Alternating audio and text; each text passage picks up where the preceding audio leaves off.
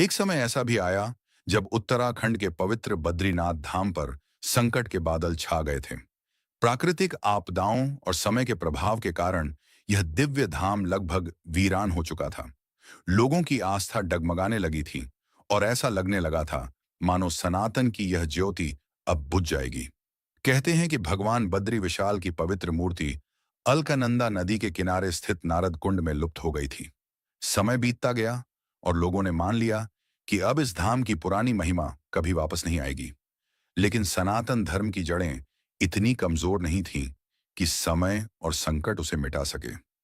इसी दौर में प्रकट हुए एक महान संत आदि गुरु शंकराचार्य। उन्होंने जब इस स्थिति के बारे में सुना तो उन्होंने संकल्प लिया कि वे बद्रीनाथ धाम की खोई हुई प्रतिष्ठा को फिर से स्थापित करेंगे।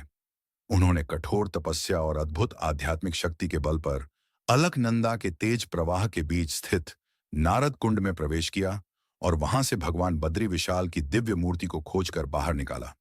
इसके बाद उन्होंने पूरे विधि विधान के साथ भगवान विष्णु के इस पवित्र स्वरूप की पुनः स्थापना की और बद्रीनाथ धाम को फिर से आस्था का केंद्र बना दिया।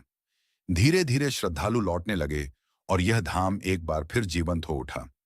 इतना ही नहीं, आदि गुरु शंकराचार्य ने भविष्य को ध्यान में रखते हुए पास ही जोशीमठ में भगवान नरसिंह अवतार का मंदिर स्थापित किया। इस मंदिर से जुड़ी एक रहस्यमयी मान्यता आज भी लोगों को आश्चर्य में डाल देती है। कहा जाता है कि भगवान नरसिंह की मूर्ति का एक हाथ धीरे धीरे पतला होता जा रहा है और जिस दिन यह पूरी तरह समाप्त हो जाएगा उस दिन बद्रीनाथ धाम का मार्ग भी बंद हो जाएगा। यह केवल एक कथा नहीं बल्कि आस्था, विश्वास और सनातन धर्म की अमर शक्ति का प्रतीक है। अगर यह कथा आपके हृदय को स्पर्श करे तो श्रद्धा के साथ एक बार जय बद्री विशाल अवश्य लिखें।